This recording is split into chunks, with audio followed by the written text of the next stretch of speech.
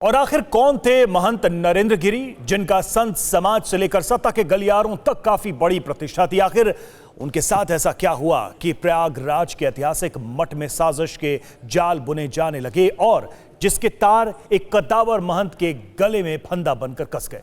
एक संत की जिंदगी कैसे धर्म और आध्यात्म की शांतिपूर्ण दुनिया से अचानक हॉलीवुड फिल्मों की तरह क्राइम और थ्रिलर के माया जाल में उलझ गई। हम आपको वो रिपोर्ट दिखाते हैं जिससे यह भी पता चलेगा कि महंत नरेंद्र गिरी की शख्सियत के कितने पहलू थे।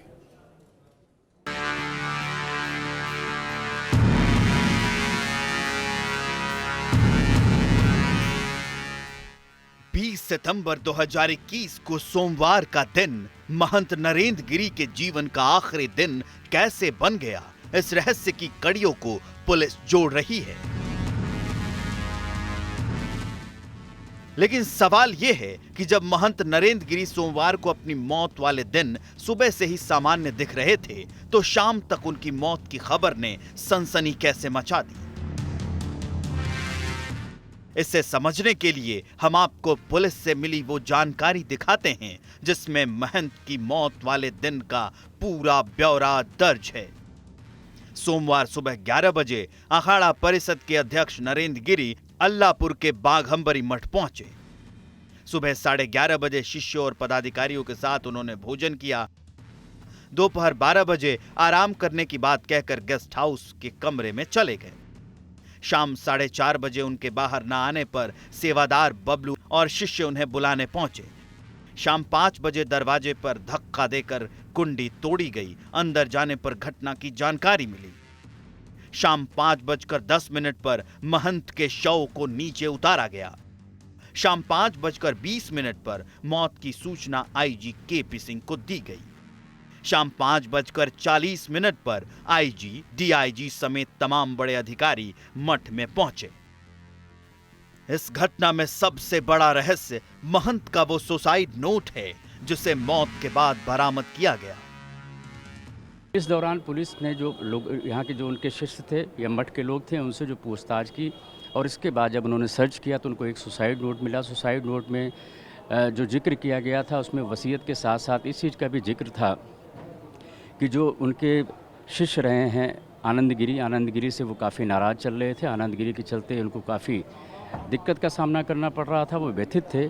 और साथ ही साथ उनका ये भी कहना था कि जो यहाँ पर लेटे हनुमान मंदिर के मुख्य पुजारी हैं अद्या तिवारी और संदीप तिवारी, उनसे भी उनका मनमुटाव रहा करता था और उनसे भी वो अपमानित महसूस कर रहे थे, जिसके चलते उन्होंने अपना एक कदम उठाया और बाकी शिष्यों के बारे में उन्होंने लिखा कि बाकी जो शिष्य हैं उनके वो सेवादार हैं, वो काम करने वाले लोग हैं, ईमानदार हैं, उनको किसी तरीके से परेशान न किया जाए।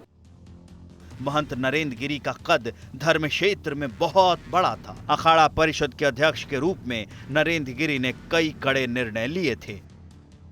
फर्जी संत महात्माओं की सूची जारी करना, स्वयंभू शंकराचार्यों का खुलकर विरोध करना, घर से संबंध रखने वाले महात्माओं को अखाड़े से बाहर करना, मठ मंदिरों के सरकारी अधिग्रहण का विरोध, 3 तलाक और धर्मांतरण का विरोध, ईसाई मिशनरियों के खिलाफ कार्यवाही की मांग, बकरीद के मौके पर जीव हत्या का विरोध, उज्जैन, प्रयागराज और हरिद्वार कुंभ में 13 अखाड़ों को आर्थिक मदद दिलाना। ये बहुत ही व्यथित करने वाला संदेश है, इसकी कल्पना भी नहीं की जा सकती। उन्होंने सनातन धर्म के लिए बहुत कुछ किया है। संदिग्ध स्थिति में अगर ऐसे अखाड़ा परिषद की जो अध्यक्ष हैं उनकी ऐसे मृत्यु होती है तो वाकई सोचनीय विषय है। हमारे सनातन धर्म की बहुत बड़ी क्षति हुई है। इतने सुयोग्य व्यक्ति का ब्रह्मलीन होना बहुत ही कष्टदायी, दुखदायी है। अखाड़ों में महामंडलेश्वर और आचार्य महामंडलेश्वर पदों पर नियुक्ति में भी महंत नरेंद्र गिरी की काफी बड़ी भूमिका रहती थी। हरिद्वार में दक्षिणेश्वर काली मंदिर के पीठाधीश्वर महंत कैलाशानंद महाराज को हरिद्वार कुंभ में निरंजनी अखाड़े का आचार्य महामंडलेश्वर नरेंद्र गिरी के सहयोग से ही बनाया गया था। दरअसल महंत नरेंद्र गिरी अखिल भारतीय अखाड़ा परिषद के अध्यक्ष थे। अखाड़ों के मसले पर वो हमेशा मुखर रहते थे और धर्म के मसलों को लेकर सरकार के साथ हमेशा संवाद बनाए रखते थे। दुखद क्षण है हम सबके लिए और ये विश्वास करने वाला क्षण नहीं लगता महाराज जी हम सबके बीच में नहीं रहेंगे, सोचना भी आज हमारे लिए कष्टदायी है। महाराज जी ने कुछ दिनों पहले ही फ़ोन करके मुझे आमंत्रित किया था कि मैं प्रयागराज आऊं, और जब भी कोई ऐसा अवसर होता था खुशी का या कोई किसी चीज़ में कोई दुख पहुंचता था तो महाराज जी याद आते थे। महंत नरेंद्र गिरी निरंजनी अखाड़े से जुड़े थे। दावा किया जाता है कि निरंजनी अखाड़े की हरिद्वार में करोड़ों की अकूत संपत्ति है।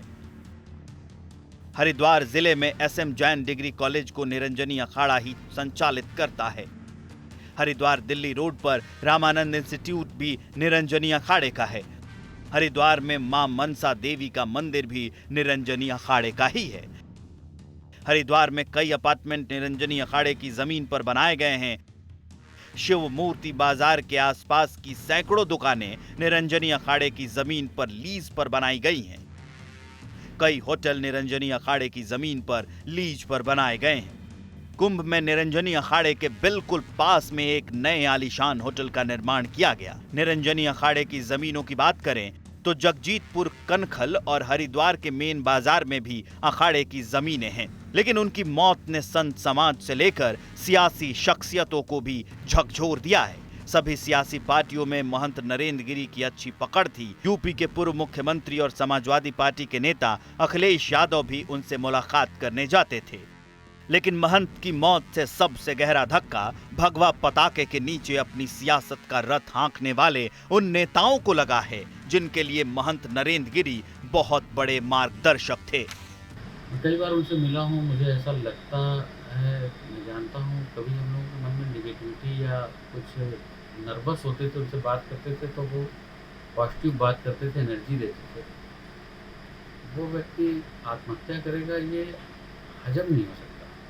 पुलिस के मुताबिक महंत नरेंद्र गिरी के शिष्य और इस मामले में सबसे बड़े संदिग्ध आनंद गिरी का मनमुटाव पिछले प्रयागराज कुंभ से ही उनके साथ चल रहा था। पिछले साल संपत्ति को लेकर उनका विवाद बढ़ गया। इसकी एक वजह ये थी कि मठ और अखाड़े का उत्तराधिकारी बनने के लिए आनंद गिरी लामबंदी कर रहे थे, जिसकी वजह से अखाड़े से उन्हें निकाल दिया गया था। बाद में आनंद गिरी ने अपने गुरु नरेंद्र गिरी से सार्वजनिक तौर पर माफी मांग ली थी और माना गया था कि विवाद खत्म हो गया। लेकिन गुरु पूर्णिमा को आनंद गिरी गुरु पूजन के लिए भी नहीं पहुंचे। वहीं प्रयागराज के लेटे हनुमान के मुख्य पुजारी और उनके बेटे के व्यवहार से भी नरेंद्र गिरी आहत थे।